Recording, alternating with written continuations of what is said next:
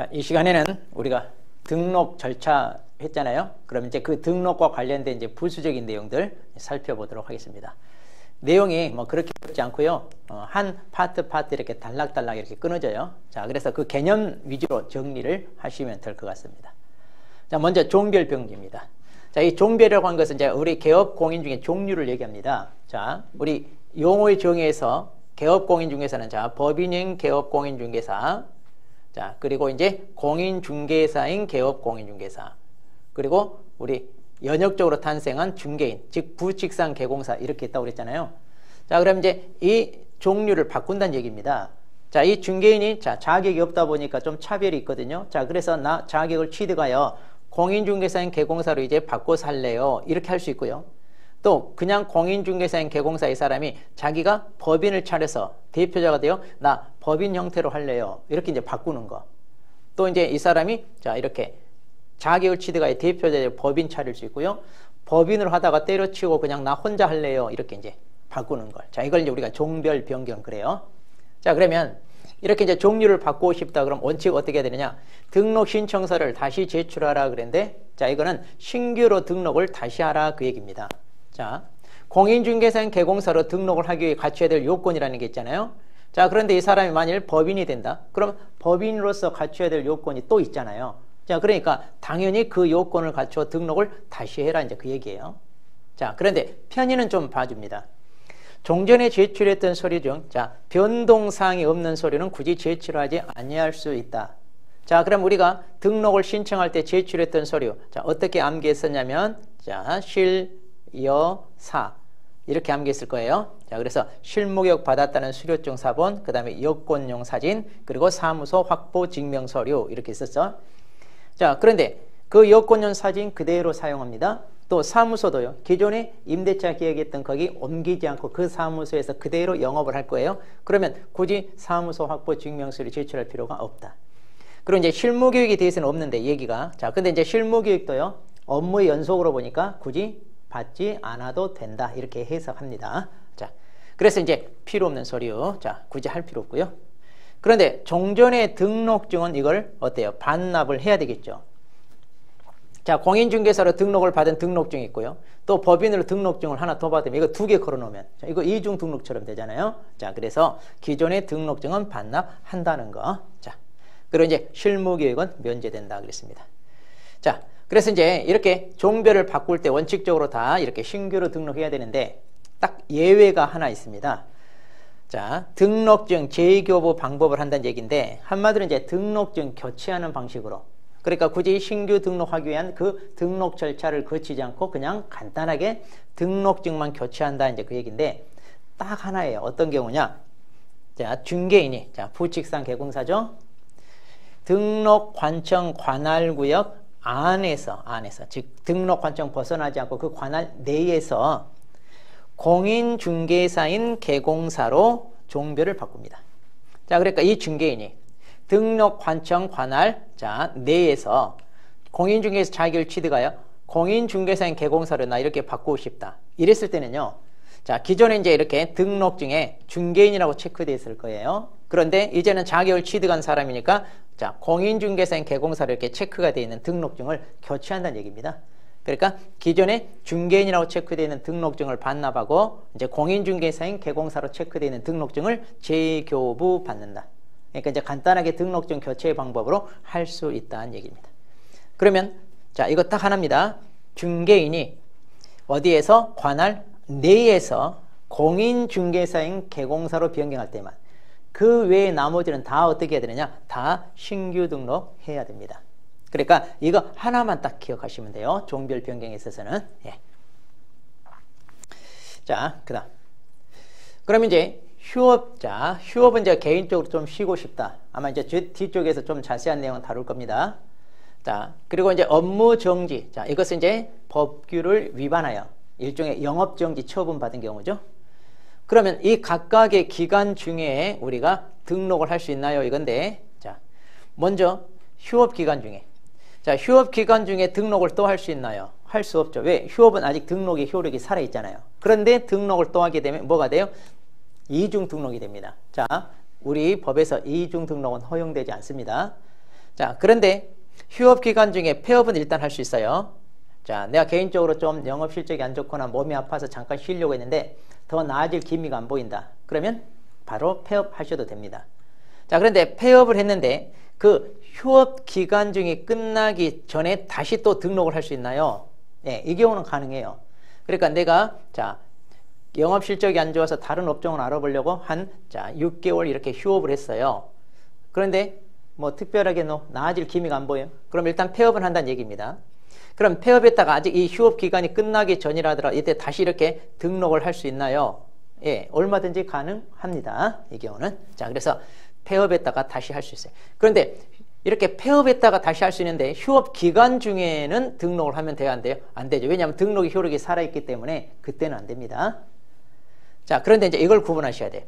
업무 정지 기간 중에는 어떠냐?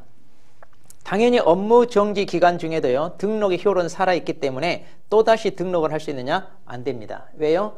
이중 등록이 되기 때문이죠. 자, 그런데 업무 정지 기간 중에 폐업은 할 수 있나요? 예, 폐업 자체는 할 수 있습니다. 그러니까 법규 위반으로 영업 정지를 때리니까 에이, 나 그만하고 말래 하고 폐업은 가능해요. 그런데 폐업을 했다가 그 업무 정지 기간이 아직 끝나기도 전에 다시 등록할 수 있나요? 당연히 이건 돼요, 안 돼요? 안 되죠.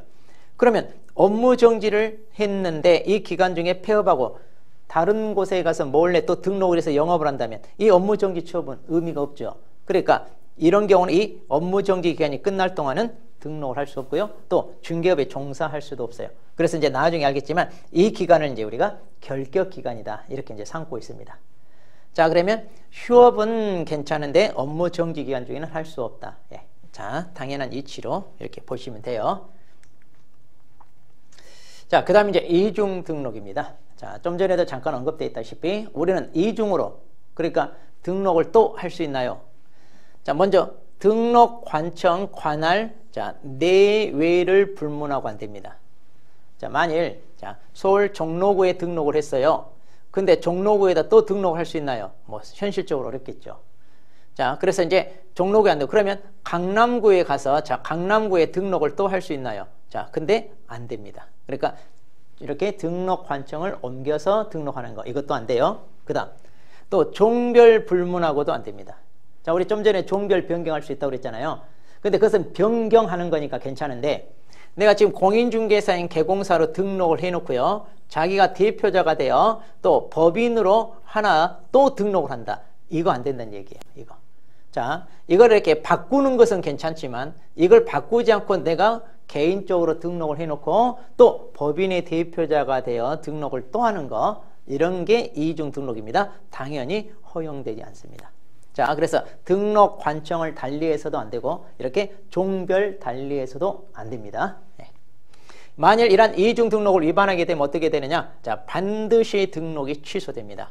자, 이때요. 나중에 등록한 것만 취소되는 게 아니라 먼저 거 다 취소됩니다. 그러니까 강남구에다 추가로 했어요. 나중에 거 취소가 아니라 먼저 것도 다 취소됩니다. 그리고 1년 이하 1,000만 원 이하 형벌까지 부과받아요. 자, 그래서 우리는 이중 등록이 허용되지 않는다는 거. 자, 간단해요. 그 다음 이제 이중 소속입니다. 자, 이번에 이제 이중 소속인데 이건 뭐냐? 자, 조금 여러분이 주의하실 게 이때 이제 소속은요. 중개사무소 2군데 이상 소속되는 걸 말해요. 자, 중개업을 하면서 다른 업종을 하기 위하여 겸업하는 것과 혼동하시면 안 돼요. 자, 우리가 조금 이따 이제 나중에 배울 겁니다. 겸업은 우리가 허용되는 게 있어요. 그러니까 중개업을 하면서 다른 업종에 종사하는 것은 괜찮은데 2군데 이상의 중개사무소에 소속되는 거 이건 안 된다는 얘기예요. 그래서 이 이중 소속이란 게 바로 그 얘기입니다. 2군데 이상의 사무소에 소속되면 안 된다. 자, 그래서 우리는 한 개의 사무소만에 소속돼야 되는데 예를 들면 이런 거예요. 자, 갑이라는 사람이 자기가 사무실을 하나 개업을 했습니다. 자, 여기 이제 자, 만일 자, 종로구에다 이렇게 했다고 해요. 그런데 이제 이 사람이 자, 다른 곳에다 또 등록을 할 수 있느냐? 좀 전에 이중 등록 안 된다고 그랬죠. 그러면 만일 종로구에다 개업을 했는데 이번에 자, 관악구에 아마 대규모 아파트 단지가 들어서요. 자, 그러면 거기에 이제 프리미엄이 많이 붙어서 사람들이 전매 차익을 노리려고 경쟁을 치열하게 해서 막 분양을 받기 위해서 달려듭니다. 그러다 보면 이제 경쟁률이 높아지면 어때요? 그 분양권 취득하려고 투기꾼들도 달려들잖아요. 그러다 보면 이제 우리가 보통 떴다방이라는 걸 차려가지고 그 분양권 전매를 하기 위해서 자, 개업 공인중개사를 또 막 같이 달려들어요. 그래서 이제 그런 것을 법적으로 규제를 많이 하고 있는데 그런 법을 위반해 가면서 자, 걸리지만 않으면 된다. 이런 식으로 그 분양권을 전매하는 사람들이 많이 있는데 바로 이제 그런 걸 한 건 하기 위해서 자, 등록을 하면 되는데 자, 관악구에다 또 등록을 할 수가 없어요. 그러면 거기에다 사무소도 하나 낼 수 있느냐? 근데 그것도 안 돼요. 자, 이것도 나중에 배울 거예요. 우리가 중개사무소도 한 개밖에 설치할 수 없습니다. 자, 그러다 보니까 이제 그 근처에 있는 다른 개업공인 중에 자기가 개인적으로 알고 있는 사람, 자, 이 사람 사무소에 자기가 이렇게 소속되는 거예요. 그래서 내가 거기 소속 공인중개사로 한 2달간 일하고 자, 분양권 전매하고 내가 치고 빠지겠다. 자, 이런 식으로. 그러니까 이런 이중소속은요, 이렇게 편법적인 거, 즉 불법적인 거래를 부추기고 치고 빠지겠다. 이런 게 많거든요. 자, 그래서 이런 걸 못하게 합니다. 그러니까 자기 사무소에도 속해 있으면서 다른 사무소에 속하는 거, 이걸 이제 이중소속. 자, 그런데 이런 이중소속은요, 이렇게 개업 공인중개사만 하는 게 아니라, 자, A라는 사람이 공인중개사 자격을 취득했어요. 그래서 갑의 사무소에도 속하고 여기 을의 사무소에 속하냐? 이거 안 돼요. 물론 현실적으로 어렵겠죠. 또 B라는 사람은 자격증 없이 자, 갑의 사무소의 보조원으로 또 을 사무소의 보조원으로 이렇게 할 수 있느냐? 이것도 안 됩니다. 그러니까 이중소속은 이 개업 공인중개사뿐만 아니라 소공사 보조원, 또 법인의 사원 임원 다 안 돼요. 다. 자, 이들 모두 다 이중소속을 해서는 안 된다. 자, 그런데 이렇게 이중소속을 하게 되면 이제 그 제재, 자, 이게 이제 중요해요. 이게 이제 시험에 나오면 우리 수험생들 잘 틀리는 것 중에 하나인데 잘 보세요. 자, 만일 개공사가 이중소속을 하게 되면요, 무조건 등록이 취소됩니다. 그래서 필요적 취소를 해요. 그리고 이제 1년 1천으로 형벌까지 부과받고요. 그 다음 소공사입니다. 자, 이제 이거 특히 조심하세요. 소공사. 소공사는요, 자, 처벌이 달라집니다. 자, 평상시에 만일 이중소속을 했다 그러면 자격 정지 처분을 받아요. 그리고 만일 자격 정지 기간 중에 이중소속을 했다면 반드시 자격이 취소됩니다. 자, 이렇게 이제 정지 처분 얻어맞았어요. 그럼 자숙을 해야 되잖아요. 그런데도 어때요? 또 불법으로 영업하기 위해서 소속을 다른 곳에 했다 그러면 그런 경우는 자격을 취소합니다. 즉 더 무겁게 처벌한다 이런 얘기예요. 그리고 이제 걸리면 다 이것도 1년 1천으로 처벌됩니다. 자, 그리고 이제 보조원 같은 경우는 이제 가진 게 없죠. 자격도 없고 등록도 없잖아요. 그러니까 행정처분 대상은 안 되고 이렇게 1년 1천 형벌 사유만 됩니다. 자, 다시 정리하자면 이중소속을 했어요. 그러면 개공사나 소공사나 보조원 다 1년 1천으로 형벌 사유는 됩니다. 다 똑같이. 그리고 이제 행정처분으로 개공사는 반드시 등록이 취소되는 필요적 취소 사유가 되고, 그리고 이제 소공사 조심하셔야 돼요. 평상시에 했다 자격정지. 그런데 자격정지 기간 중에 했다 그러면 자격 취소. 자, 그러니까 이걸 가지고 또 개공사한테 살짝이 응용해서 물어봐요. 그럼 개공사가 평상시 이중소속하면 뭐다? 업무정지. 그리고 업무정지 기간 중에 이중소속하면 등록 취소. 이런 식으로 함정을 파는데, 자, 개공사 같으면 만일 평상시나 그 다음에 업무정지 이런 영업정지 얻어맞았자 하더라도 이중소속을 하게 되면 무조건 다 둘 다 등록 취소가 됩니다. 자, 이거 조금 주의하셔야 돼요. 자, 그렇게 해서 이제 이중소속 한마디로 양다리 걸치는 거 하면 된다 안 된다? 안 된다. 자, 특히 이 제재 파트 조심하셔야 됩니다. 자, 그 다음 이제 등록증 양도 대여 금지. 예, 당연하죠. 우리가 앞에서 자격증 양도 대여 등 하셔서는 안 됩니다. 또 양수 대여 받는 거 안 된다 그랬잖아요. 똑같아요. 처벌도 똑같고 구조도 똑같습니다. 자, 그래서 이제 증 가지고 장난치는 것은 이제 이렇게 형벌이랄지 이런 구조가 같은데, 등록증도 마찬가지입니다. 자, 자기의 성명이나 상호를 사용하여 업무를 하게 하는 거, 그리고 이제 등록증 양도 대하는 거. 따지고 보면 이제 이것도 이거 내용 안에 포함된다 이렇게 보시면 돼요. 자, 그래서 증을 가지고 양도 대하는 거 안 되고요. 걸리면 반드시 취소됩니다. 자, 증을 가지고 장난치면 반드시 취소되고 또 1년 1천으로 처벌됩니다. 자, 보통 우리가 1년 1천이면 1년 이하의 징역, 1,000만 원 이하의 벌금. 이제 그 얘기예요. 우리가 줄여서 간단하게 이렇게 얘기합니다. 그 다음, 자, 이렇게 양도 대여하는 사람이 있으면 양수 대여 받은 사람도 있겠죠. 자, 그럼 그 사람도 처벌합니다. 자, 그래서 다른 사람의 성명이나 상호를 사용하여 업무를 한 경우. 자, 이 경우죠. 이렇게 매치시켜서.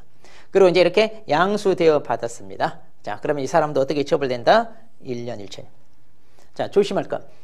등록증을 가지고 있는 사람은 당연히 등록도 취소되지만 이걸 양수되어 받은 사람, 이 등록 효력이 자기한테 넘어오는 건 아니잖아요. 자, 그래서 이 사람은 등록 취소라는 게 없습니다. 자, 그래서 형벌만 1년 1천 이렇게 같다.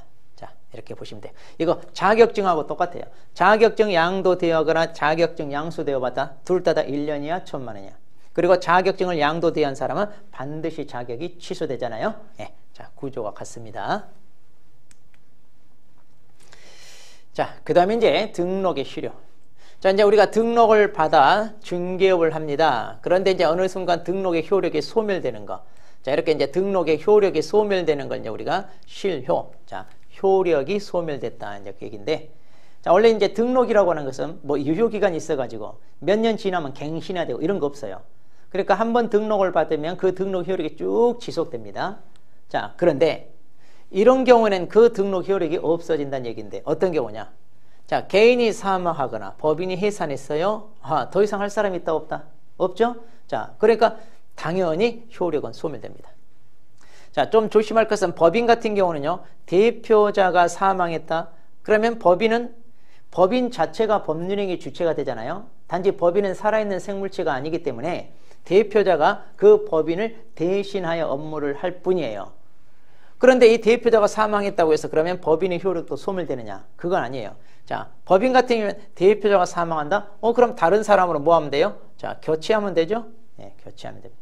자, 그래서 이제 법인 같으면 이제 이렇게 등록증에 보시면 여기에 대표자가 누군지 이렇게 자, 등록증에 기재가 되거든요. 그런데 대표자가 사망했어요. 그러면 자, A에서 자, B로 이렇게 이제 다른 사람으로 새로 세우면 됩니다. 그러면 이제 여기 대표자가 이제 A에서 뭘로 바뀌어야 돼요? 자, B로 바뀌어야 되잖아요. 그러면 이거 기재상 변경이 돼요. 등록증 기재상 변경. 그러면 이제 등록증 재교부. 그러니까 기존에 A라고 이렇게 기재되었던 등록증을 반납을 하고 이제 B라고 새로 이제 기재된 등록증 재발급 받는다 그 얘기입니다. 자, 등록의 효력이 소멸되는 거 아니에요. 네, 등록증 재교부 사유다. 자, 그 다음 이제 두 번째로 등록 취소 처분. 자, 뭔가 법규 위반을 하여 그 등록이 취소됩니다. 그럼 등록의 효력이 날아가는 거죠. 자, 그래서 취소. 자, 그런데 이제 보통 우리가 중개업을 이렇게 하다가 취소 사유에 해당한다고 해서 바로 효력이 소멸되는 게 아니라 이게 적발이 되어 취소 처분을 받아야, 이렇게 취소 처분을 받아야 효력이 소멸됩니다. 그러니까 취소 사유에 해당하지만 이게 적발이 안 되면 어때요? 등록은 여전히 살아있겠죠. 자, 그래서 취소 처분을 받아야 돼요. 그런데 방금 전처럼 개인의 사망이나 법인 해산했다 하더라도 이거요, 절차적으로 이거 취소 처분을 하게 돼 있어요. 그런데 이 경우는 이렇게 취소 처분해야 소멸되는 게 아니라 이렇게 사망 해산하면 더 이상 할 사람이 없잖아요. 그러니까 이 경우는 취소 처분이 없다 하더라도 바로 사망 해산하는 그 시점에서 바로 소멸됩니다. 네, 그 시점에서. 네. 자, 그렇고요. 그다음 개인적으로 이제 나 그만하고 싶어요 하고 폐업 신고합니다. 자, 그럼 효력이 없어지죠? 자, 근데 조심할 것은 이제 폐업 같은 경우도요, 반드시 이제 신고하게 되어 있습니다. 그렇게 해서 이제 신고 수리가 되어야 효력이 소멸돼요.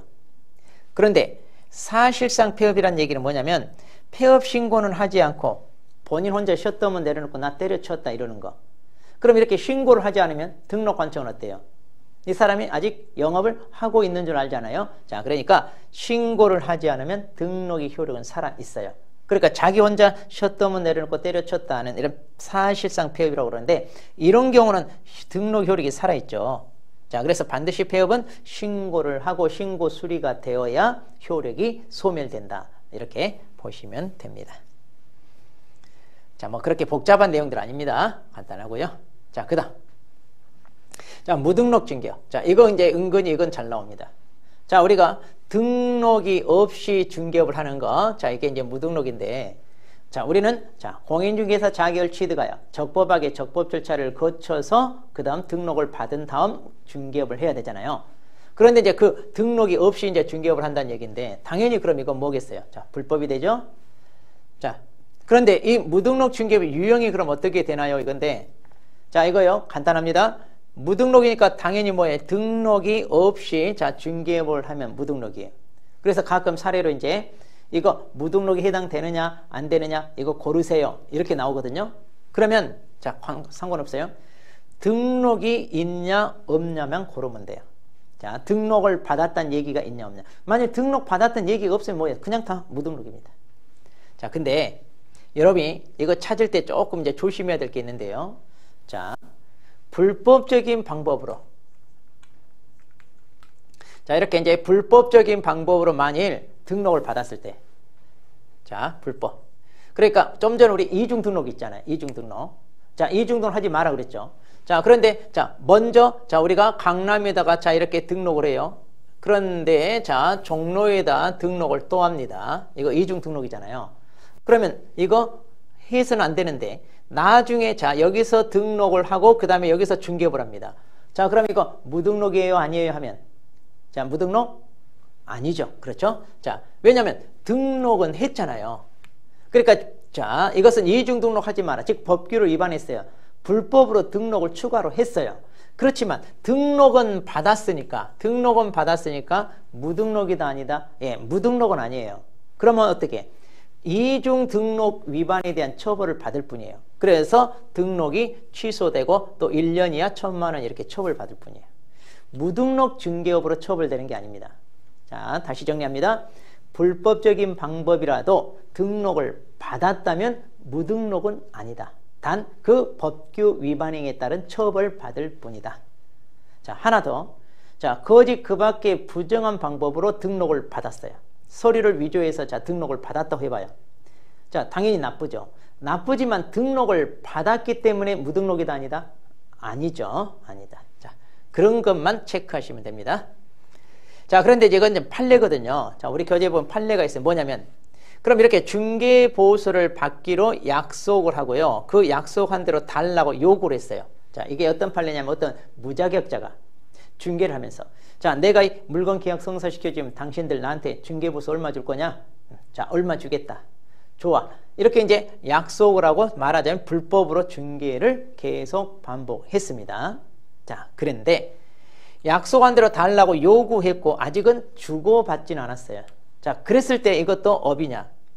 만일 이제 이게 중개업이다, 아니다 이렇게 결정이 나야 이 사람이 무등록으로 처벌받을 거냐, 받지 않느냐 이게 이제 결정이 되는 거예요. 그러니까 이 자체가 중개업이냐 아니냐 판단이 먼저 있어야 돼요. 자, 그게 이제 중요한 거예요. 그런데 우리 판례가 뭐라고 그랬냐? 자, 이런 경우는 중개업에 해당하지 않는다. 그러니까 단순히 약속 요구만 했지 아직 받지는 않았다면 중개업은 아니다. 자, 우리 용어의 정의에서 중개업이 되려면 일정한 보수를 받고 그리고 중개를 계속 반복 영리 목적으로 하라 그랬잖아요. 그런데 약속 요구만 한 것은 실질적으로 수수 행위가 없기 때문에 자, 이 경우는 업이 아니다. 업이 아니기 때문에 무등록 중개업이 아니고 따라서 무등록 중개업으로 처벌되지 않는다 그 얘기예요. 자, 이 경우는 만일 중개업에 해당한다고 판단을 했다면 무등록 중개업으로 처벌받았겠죠. 자, 근데 이 단계는 업은 아니다. 자, 시험에 몇 번 나온 판례입니다. 자, 그 다음 무등록 중개행위 효력입니다. 자, 그러면 자, 두 거래 당사자 사이에 자, 어떤 부동산에 대해서 자, 거래가 이루어지게끔 알선을 했어요. 누가? 무등록업자가. 그럼 이렇게 무등록업자가 이 거래를 알선했을 때 그럼 이 거래 당사자 사이에 이 계약의 효력은 어떻게 되나요? 이거거든요. 그런데 무등록업자가 중개를 했다고 해서 이 거래 당사자 사이에 효력이 어떤 영향을 미치느냐? 그건 아니에요. 자, 그래서 거래 당사자 사이의 계약은 뭐다? 유효입니다. 유효. 그러니까 이 계약은 효력 발생한다는 얘기예요. 자, 무등록업자와 상관없죠. 그 다음 그럼 이제 계약을 성사시켜줬으니까 거기에 대한 대가로 이제 중개보수 달라 이제 이렇게 요구를 했을 거 아니에요. 그러면 무등록업자가 이렇게 거래 당사자에게 요구한 이 중개보수 청구권 있잖아요. 그럼 이것은 인정할 거냐 말 거냐. 자, 근데 이건 우리 법에 규정이 없어요. 자, 그래서 이제 판례가 뭐라고 했냐? 이렇게 무등록업자가 계약을 성사시켜주고 이렇게 의뢰인들에게 보수 달라고 이렇게 약정을 했을 때 그걸 인정할 거냐 안 할 거냐인데 자, 이게 뭐예요? 무효. 즉 인정하지 않겠다. 그러니까 이 보수 청구는 인정하지 않겠다. 자, 왜 그러냐? 만일 이 보수 청구를 인정하게 되면 어때요? 무등록 자체를 인정하는 꼴이잖아요. 그러니까 불법으로 영업하는 사람은 그것을 어때? 보장해 주겠다, 안 하겠다? 안 하겠다 이거죠. 당연히 그렇게 해야 맞아요. 자, 그래서 인정하지 않습니다. 자, 그럼 이렇게 무등록 중개업자에 대한 제재가 어떻게 되나요? 자, 등록이 없으니까 어때요? 등록 취소, 업무정지와 같은 행정처분 자체는 없습니다. 그리고 형벌만. 근데 우리 법상에 가장 무거워요. 3년 이하의 징역 또는 3천만 원 이하 벌금입니다. 자, 가장 무겁게 처벌한다는 거. 예. 자, 그리고 또요, 이렇게 무등록으로 중개업을 하는 사람을, 자, 등록관청에다 또는 이제 수사기관에다 이제 이렇게 신고 고발하잖아요. 그러면 이거 포상금 줍니다. 자, 이거, 저 뒤에 나중에 또 나와요. 그러니까 이렇게 불법으로 영업하는 사람들을 등록관청에서 단속을 해야 될 텐데, 현실적으로 어려워요. 담당 공무원도 없고, 인원도 부족하고, 예산도 없고, 그 관할 구 안에 이걸 다 단속한다는 건 불가능합니다. 그래서 이제 여러분들이 신고 고발해주면 이 사람을 단속하고 여러분들한테 포상금 주겠다. 이제 그런 제도가 있습니다. 자, 나중에 이제 포상금 파트에서 또 배우시면 돼요. 자, 그래서 무등록에 대해서 우리가 이제 살펴봤습니다. 자, 그러면 이제 특히 이제 이게 중개업이냐 아니냐, 그리고 이제 무등록이냐 아니냐에 따라서 이제 판례가 몇 가지가 있는데 왜 이렇게 많이 있냐면 그동안 이렇게 불법으로 영업하는 경우가 많이 적발이 돼요. 분쟁화 됐다는 얘기예요. 자, 그래서 이제 판례가 있는데 특히 이 판례는 여러분이 꼭 알아두시는 게 좋습니다. 자, 우리 교재에 자, 63페이지에 있는 판례입니다. 이 번호가 그 교재에 있는 판례 번호 얘기하는 겁니다. 자, 그럼 먼저 2번 판례입니다. 자, 중개를 업으로 한 것이 아닌 경우 중개보수 지급 약정은 어떻게 되나요? 자, 좀 전에 무등록으로 중개를 했어요. 그랬을 때 계약을 성사시켰다 하더라도 당사자들에게 중개보수 받기로 했다면 그 인정되냐 안 되냐? 안 된다고 그랬죠. 이런 중개보수 청구는 무효다. 그래서 강행법규 위반이니까 이건 받을 수 없다. 자, 그런데 이걸 업으로 한 게 아니에요. 자, 이 중개를 우연한 게 한 번 정도 했어요. 그랬을 때는 중개보수 이걸 받을 수 있나요? 예, 이건 받을 수 있어요. 그러니까 우리가 무자격으로 자, 우연한 기회에 계약을 성사시킬 기회가 있었어요. 그렇게 해서 이제 계약을 성사시키고 거기에 대한 대가를 받을 수 있나요? 이건 괜찮아요. 우연한 게 한 번 정도는. 근데 이게 맞들여 2번, 3번 이렇게 계속 반복하게 되면 그때는 업이 됩니다. 그러면 무등록 중개업이 돼요. 그때는 처벌돼요. 자, 그때는 받을 수 없죠.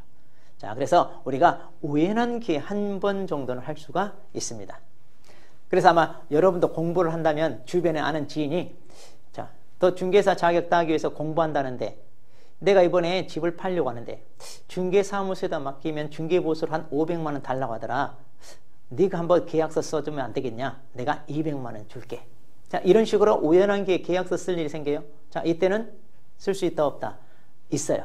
자, 그래서 이때는 네, 받을 수 있습니다. 근데 이제 그 금액이 너무 과다하다. 그러면 이제 이건 사회상규 위반으로 간행할 수 있습니다. 네.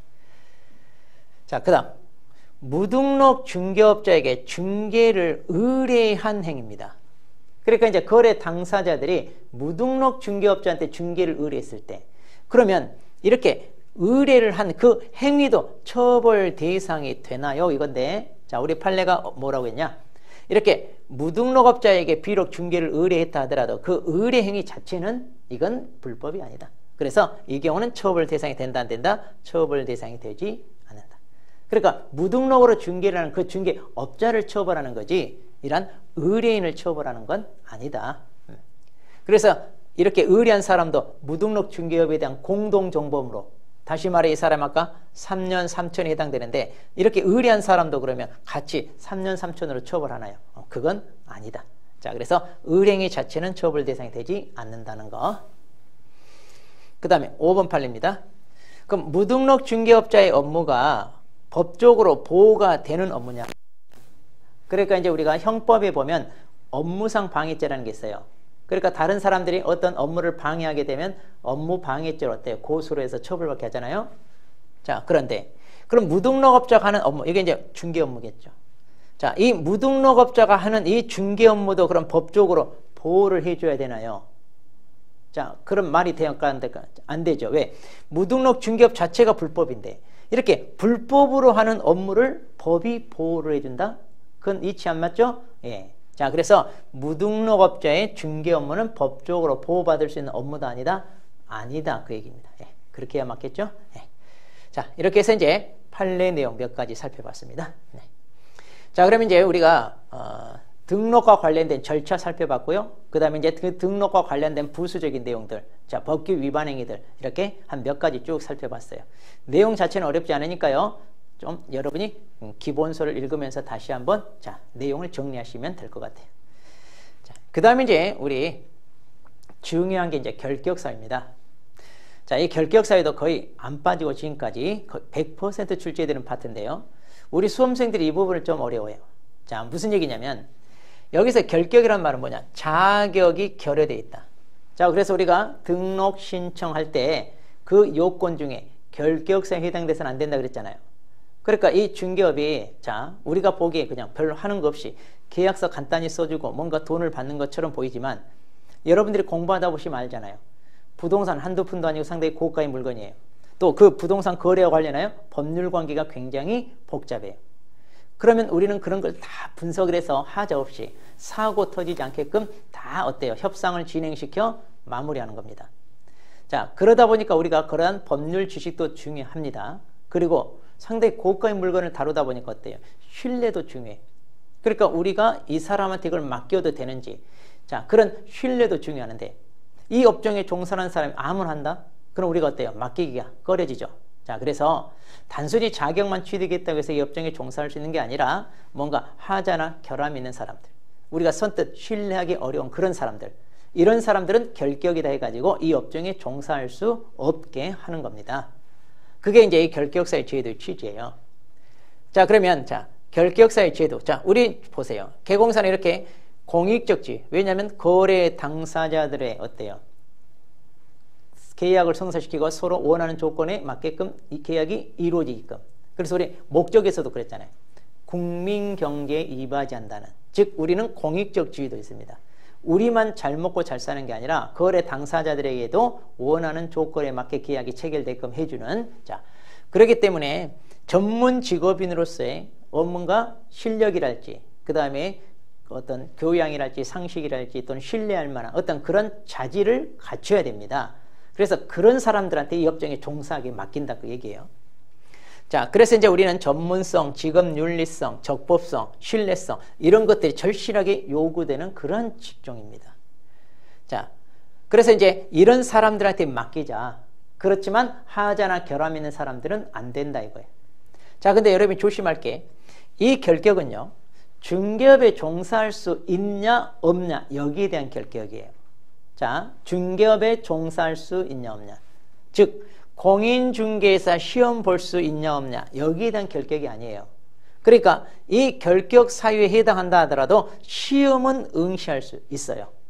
자, 그러면 시험은 응시해서 우리가 합격을 했다 하더라도, 즉 자격을 취득했다 하더라도 이 사람이 자 등록을 하여 개업공인중개사가 되거나 아니면 개업공인 밑에 소속되어 이렇게 직원으로 일할 수 있느냐, 이게 안 된다는 얘기. 이게 비록 자격은 취득했다 하더라도 우리가 신뢰할 만한 여건이 형성되지 않으면 이 업계에 종사할 수 없다. 자, 그 얘기입니다. 결격은. 예.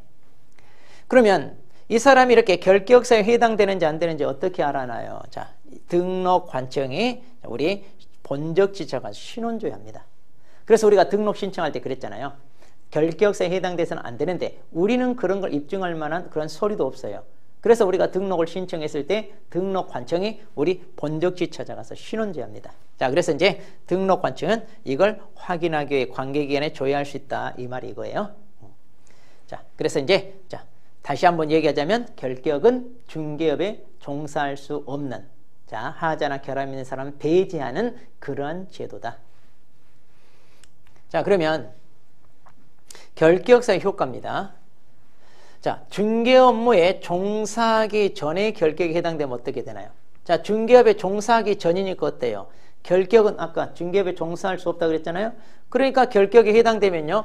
등록 당연히 안 돼요. 자격은 취득했다 하더라도. 또 고용인, 즉 소공사나 보조원, 또 법인의 사원, 임원이 될 수 있다 없다? 없다. 다시 말해 중개업에 취업할 수 없다 그 얘기예요. 자, 그런데 두 번째로 중개업에 종사하다가 그럼 결격에 해당되면 어떻게 되나요? 자, 결격이면 중개업에 종사할 수 없다고 그랬잖아요. 그러니까 중개업에 종사하다가 결격에 해당되면 어떻게? 퇴출되는 거예요. 이 중개업계에서 퇴출된다 이러시면 돼.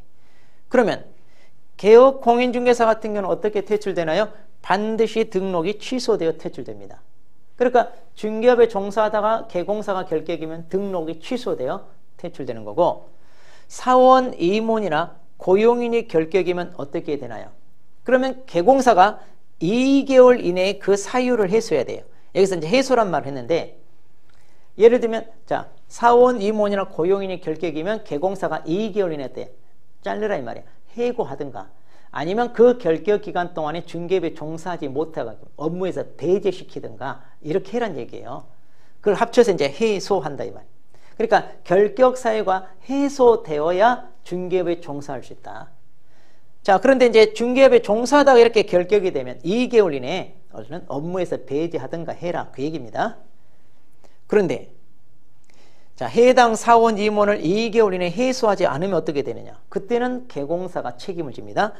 개공사가 등록이 취소돼요. 그러니까 이 사원 임원의 결격을 개공사가 떠안아서 오히려 개공사가 이렇게 등록 취소된다고 그랬잖아요. 이 결격을 떠안아서 등록이 취소돼요. 또 고용인을 이번에 2개월 내에 해소 안 했을 때는 이때는요 업무 정지 처분을 얻게 맞습니다.